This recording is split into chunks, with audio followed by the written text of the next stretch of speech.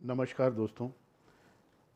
मैं हाज़िर हूँ अ कॉर्पोरेट मैन फिर से आपके सामने लेके कुछ किस्से, कुछ कहानी, कुछ आप बीती, कुछ आप पे बीती। आज की कहानी, आज का किस्सा, उस पे उसका जो शीर्षक है और जिस चीज़ पे वो आधारित है, वो बड़ी एक ऐसी घटना है जिसमें आपको सुनने से बहुत कुछ सीखने को मिलेगा। मैंने भी जब इसे पढ़ा तो मुझे बहुत अच्छा लगा और ये सोचा कि आपके साथ इस किस्से को ज़रूर शेयर करना चाहिए। आज की कहानी का जो शीर्षक है वो है walk alone. Some walks you have to take alone. दोस्तों, ये कहानी है 4 दोस्तों की जो रेगिस्तान राजस्थान में घूमने के लिए गए। वहाँ पे उन्होंने डेज़र्ट सफारी पे जाने का फ़ैसला किया। सब लोग अपने अपने ऊँटों पे बैठ के डेज़र्ट सफारी के लिए निकल गए। कुछ देर बाद मौसम ने करवट ली और एकदम तेज़ हवाएं चलने लगी। और रेगिस्तान में अगर हवा तेज़ चले तो रेत उड़ती है, बहुत नुकसान पहुंचता है, जिसे आप एक तूफ़ान भी कह सकते हैं। तो ये चारों उस तूफ़ान में फंस गए। तूफ़ान बढ़ता चला गया और उनमें से एक दोस्त, जिसका नाम सागर था, सागर अपने 3 दोस्तों से अलग हो गया। उसका ऊँट अलग दिशा में कहीं बिछड़ गया अपने 3 दोस्तों से। अब उसके पास सिर्फ ऊँट और दूर दूर तक रेत का तूफ़ान। कुछ भी नहीं समझ में आ रहा था कि उसके साथ क्या हो रहा है। उसने बहुत आवाज़ें दी अपने दोस्तों को, बहुत देर तक चिल्लाता रहा, लेकिन सामने से कुछ दिखाई नहीं दे रहा था, कुछ सुनाई नहीं दे रहा था। बिछड़ जाने के बाद यूं ही तूफ़ान कुछ कम हुआ, थमा, तो उसने पाया कि उसके पास सिर्फ ऊँट है और पानी की 1-2 बोतलें। बहुत प्यास लगी थी। उसने जल्दी से पानी निकाला और खूब सारा पानी पिया। प्यास बुझ गई, लेकिन उसे याद आया कि ये बाकी पानी और खाना जो है वो बाकी 3 ऊँट 3 दोस्तों के साथ था जो अब बिछड़ चुके थे। अब उसके पास यही बचा कुचा पानी और 1 ऊँट था। वो बहुत मायूस हो गया। काफ़ी दूर दूर तक देखने की कोशिश की, लेकिन कुछ नज़र नहीं आया। कोई आवाज़ जो भी वो देता, टकरा के लौट आती। अब वो मायूस प्यासा किसी तरीके वहाँ बैठा रहा। टेम्परेचर, गर्मियों के दिन, जैसे जैसे टेम्परेचर बढ़ता गया उसकी प्यास और तीव्र होती गई और उसके पास जो बचा कुचा पानी था वो भी ख़त्म होने लगा। किसी तरीके वो धीरे धीरे चलता रहा और अब समय इतना बुरा आ गया कि रात काटनी उसके लिए बहुत मुश्किल थी बिना पानी के। जैसे तैसे वो अपने आप को समझा बुझाकर ऊँट के साथ ही वहीं किनारे में ऊँट को बांधा और वहाँ बैठ गया और ये इंतज़ार करने लगा कि शायद उसके दोस्त भी उसको ढूंढते ढूंढते वहाँ तक पहुँच जाएं। इसी उम्मीद को आंखों में लेके वो कब सो गया, क्योंकि सारे दिन का प्यासा, भूखा और थका हुआ था। रात नींद में निकल गई। जब सुबह उठा तो सूरज ने महसूस किया कि इतनी गर्मी बढ़ गई और टकराव था सागर का सूरज से। सागर ने आंखें खोली तो सामने सूरज को पाया और तमतमाते सूरज को देखकर फिर जीने की आस खो दी कि आज मेरा क्या होगा। दूसरा दिन है, पानी है नहीं और गला बुरी तरह से सूख रहा था। ज़बान पर जैसे गर्मी से छाले पड़ चुके थे, होठ कट रहे थे, बहुत बुरा हाल था उसका। एक प्यासा ही एक पानी की बूंद की कीमत जानता है।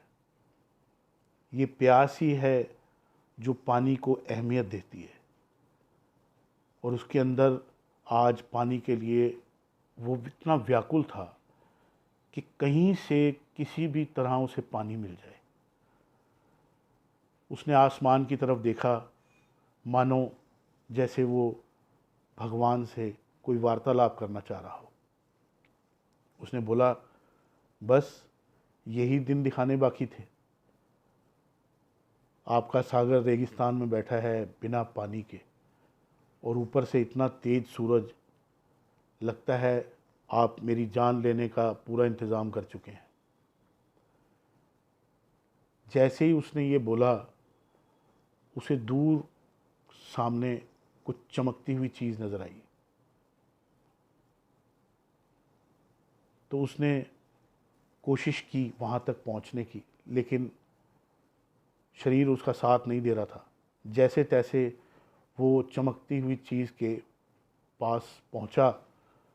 उसने देखा कि वहाँ पे जो चीज़ चमक रही थी वो एक हैंडपम्प था। उसने जब उस हैंडपम्प को देखा तो उसके दिमाग ने उसे कहा, अरे भाई ये सब इमेजिनेशन है, कुछ नहीं है। कौन लगाएगा यहाँ रेगिस्तान में हैंडपम्प? हैं? कुछ नहीं है, कोई कुछ नहीं है, ये तुम्हारा भ्रम है। फिर भी उसने अपने आप के अंदर से हिम्मत बटोरी और उस हैंडपम्प को छू के देखा, उस हैंडपम्प को चला के देखा। सूखे हुए रेगिस्तान में एक हैंडपम्प, जिसमें से सिर्फ सूखेपन की आवाज़ आई, पानी नहीं आया। उसने कई पंप मारे लेकिन हैंडपम्प में से पानी नहीं निकला। उसके दिमाग ने फिर उसे कहा, मैंने तो तुम्हें कहा था, इस रेगिस्तान में ये हैंडपम्प तुम्हें कहाँ से पानी दिलाएगा। सागर ने फिर ऊपर देखा और फिर से वार्तालाप शुरू की। वहाँ से यहाँ तक पहुँचा दिया, पंप भी दिखा दिया, अब पानी भी डाल देते तो आपका क्या चला जाता। हैंडपम्प बिना पानी के, मैं बिना पानी के, ज़िंदगी बिना पानी के, क्या करेंगे बिना पानी के। जैसे ही उसने ये बोला तो उसकी नज़र सामने पड़े एक ग्लास पर पड़ी, जो कि एक पत्थर पे पड़ा था और उस पर कोई पर्ची चिपक रखी थी जो कि हवा से फड़फड़ा रही थी। वो किसी तरीके उस पत्थर तक पहुंचा। उसने ग्लास को उठाया, उस ग्लास के अंदर आधा ग्लास पानी था और पर्ची पर लिखा था, इस पानी को पंप में डालें, पंप में पानी डालने के बाद पंप चलाएं, पानी आ जाएगा। अब यहाँ उसका दिमाग फिर से उसे सजेशन देने पहुँच गया। उसने बोला, अरे बेवकूफ़, जब पानी मिल गया है तो पहले पानी पियो। ये पानी भी उस पंप में डाल देगा जिसमें कई सालों से कुछ नहीं निकला, तो कौन बुद्धिमान कहेगा तुम्हें। तुम इस पानी को पियो, अपनी प्यास बुझाओ, बस। इसको भी उसमें डाल दोगे तो कुछ नहीं मिलेगा। लेकिन फिर उसने अपने अंदर की आवाज़ सुनी। उसने उस ग्लास के अंदर अपनी 3 उंगलियां डिप की और अपने होठों के ऊपर लगाई। उसने एहसास किया सबसे पहले पानी को, और उसके अंदर की आवाज़ ने कहा कि नहीं, तुम ये पानी पंप में डालो। अगर पर्ची लगी है, ग्लास पड़ा है, आधा ग्लास है पानी का यहाँ रखा हुआ, तो कोई मैसेज दे रहा है तुम्हें, उस मैसेज को पूरा करो। उसने ऊपर देखा, अंदर की आवाज़ सुनी और पानी को पंप में डाल दिया। अब पंप, जब उसने हैंड पंप चलाना शुरू किया, 1 2 3 4 कई पंप मारे, लेकिन पानी नहीं आया। दिमाग फिर से हंसता हुआ लौटा। कहा था ना तुमसे, पी लो वो आधा गिलास पानी, लेकिन तुम नहीं माने। अब उस पानी से भी गए। सागर इस वक्त गर्मी में इतना बेहाल हो चुका था, और इस आधे गिलास पानी को पंप में डालने के बाद, पानी ना पाने के बाद टूट चुका था, धराशायी हो चुका था। ऐसे में सागर को एक सनस्ट्रोक हुआ। वो बेहोश होता हुआ ज़मीन की ओर गिरा। जब वो गिर रहा था तो उसका पूरा बॉडी वेट उस पंप के हैंडल पर पड़ गया। जैसे ही उसकी बॉडी पंप के हैंडल पर गिरी तो पंप से एकदम पानी आ गया। पानी की आहट सुनते ही सागर में जैसे प्राण आ गए। सागर ने पंप मारा, पानी आना शुरू हो गया, और उसने ऊपर देखा, शुक्रिया अदा किया, खूब पानी पिया, खूब पानी पिया। पानी पी के वो रज गया। उसने ऊँट को पानी पिलाया, खुद भी पानी पिया, नहाया, खूब पानी में उसने मस्ती की। अपनी पानी की सभी बोतलें भर ली, पेट भर के पानी पी लिया, ऊँट को पेट भर के पानी पिलाया। और अब सागर फिर दोबारा उस मकाम पे पहुंच गया था कि वो या तो रास्ता ढूंढ सके, या अपने दोस्तों को, या शहर की ओर वापसी कर सके। अब सागर तैयार था, और सागर जैसे ही उठा चलने की तैयारी में, तो उसके अंदर से फिर आवाज़ आई, कहाँ जा रहे हो? सागर रुका, और उसने अंदर की आवाज़ को सुनते हुए फिर से वो वहाँ पहुँचा।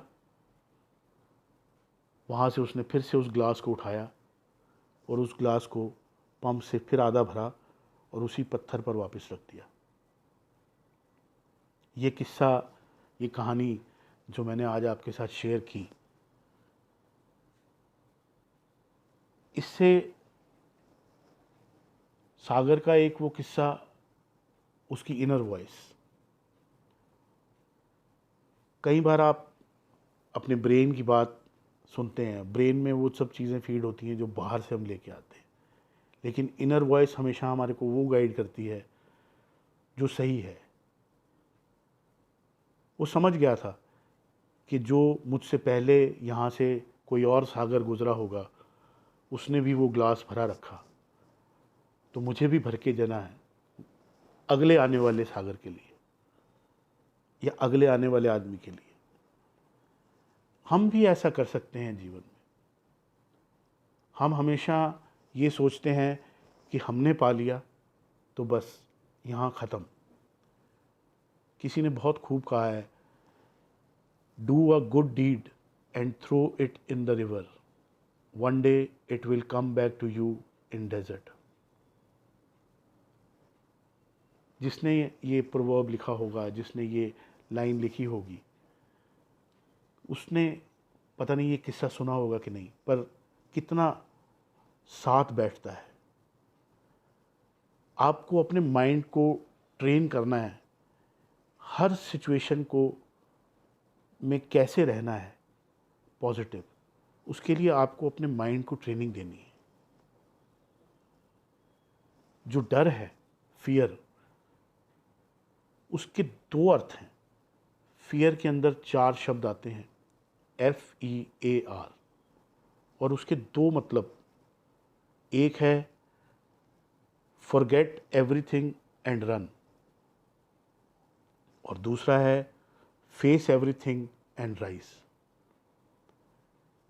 अगर सागर वहाँ से भागने की कोशिश करता तो वो मर जाता, लेकिन उसने फेस किया सब कुछ और राइज किया। ऐसे ही हमारे जीवन में फियर के दो मीनिंग। अगर हम सब कुछ भूल के वहाँ से भाग जाते हैं, सिचुएशन से भाग जाते हैं, ज़िंदगी की मुश्किलों से भागने की कोशिश करते हैं, तो कुछ नहीं मिलेगा। लेकिन अगर हम उनको फेस करते हैं, उनका डट के मुकाबला करते हैं, तो हमें राइज होने से कोई नहीं रोक सकता। जीवन में हमेशा आपने पाया है नेचर से, नेचर के साथ आप जुड़े हैं। नेचर आपको हमेशा देती ही है, आपसे कुछ नहीं लेती। और आपके अंदर पूरी नेचर के 5 तत्व मौजूद हैं जिससे हमारा शरीर बना है। तो हम भी नेचर का ही पार्ट है, नेचर हमसे जुदा नहीं है। अगर नेचर दे सकती है तो आप भी देने की आदत डालें, आप एक गिवर बने। मैंने अपने पिछले एपिसोड में भी बोला था, आज फिर बोल रहा हूँ, आप जो देते हैं उससे कई गुना आपको वापस मिलता है। सूरज आपको रोशनी देता है, आपसे कोई चार्जेस नहीं लेता। पानी नदी में आपके लिए फ्री ऑफ कॉस्ट बहता है। हवा, बारिश, चंद्रमा की चांदनी, पेड़ों की छाँव, पेड़ों से मिलने वाली ऑक्सीजन, इनके कहाँ बिल देने पड़ते हैं दोस्तों? ये फ्री ऑफ कॉस्ट आपको बांट रहे हैं और बिना रुके, बिना थके सिर्फ दे रहे हैं। आप भी इनकी तरह समाज को, सोसाइटी को अच्छा दें, अच्छा सोचें और अच्छा बांटें। यही मेरी आपसे गुजारिश है। और आप धीरे धीरे देखेंगे ये अच्छी सोच इंसान के अंदर, जब आप रोज़ अच्छा पढ़ेंगे, अच्छा सुनेंगे, अच्छा बांटेंगे, तो आपका मन ऑटोमेटिकली नेगेटिविटी को उतार के फेंक देगा। जब आपका हार्ट बिल्कुल प्योर हो जाएगा, आपकी सोल बिल्कुल प्योर हो जाएगी, आप वो सब कुछ आपको साफ दिखाई देगा और हर चीज़ खूबसूरत नज़र आएगी। हर इंसान में आपको वो इनर सोल नज़र आएगी जो आपके अंदर है। हर एक आदमी आपको अच्छा लगेगा, हर एक आदमी से आपको प्यार हो जाएगा, आपको अपने काम से प्यार हो जाएगा और आप ज़िंदगी को झूम के जीने लगेंगे। ज़िंदगी का एहसास आपको ये याद कराएगा कि कोई ना कोई हमेशा हमारे आसपास रहता है, कोई सुप्रीम पावर, कोई ऐसी शक्ति जो हमें प्रोटेक्ट करती है। आज की कहानी को मैं यहीं विराम देता हूँ और 2010 में आई फिल्म का गीत आप लोगों के नाम करके जा रहा हूँ। सिंगर हैं राहत फ़तेह अली खान, म्यूज़िक दिया है विशाल शेखर ने। आइए सुनते हैं ये गीत।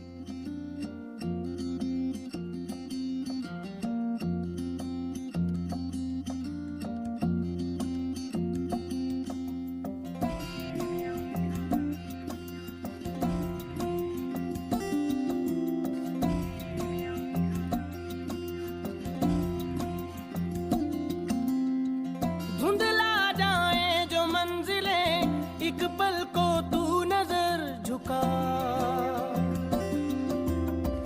झुक जाए सर जहां, वहीं मिलता है रब का रास्ता।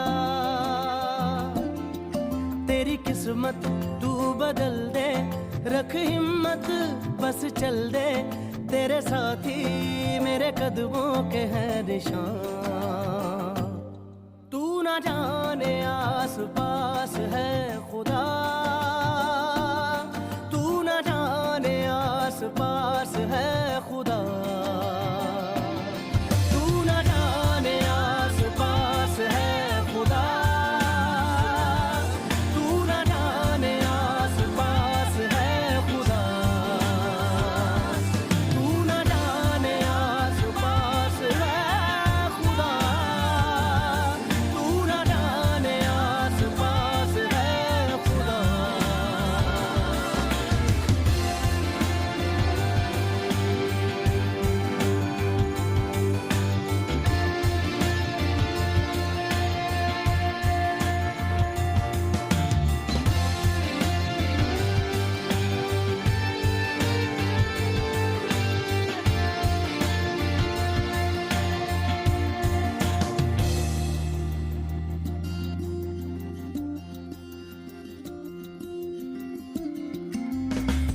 खुद पे डाल तू नजर, हालातों से हार कर कहाँ चला रे।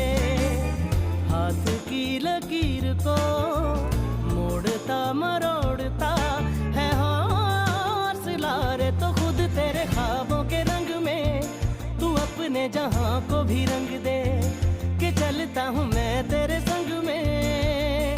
हो शाम भी तो क्या, जब होगा अंधेरा तब पाएगा दर मेरा। उस दर पे फिर होगी तेरी सुबह। तू न जाने आस पास है खुदा, तू न जाने आस पास है खुदा, तू न जाने आस पास है खुदा, तू न जाने आस पास है खुदा।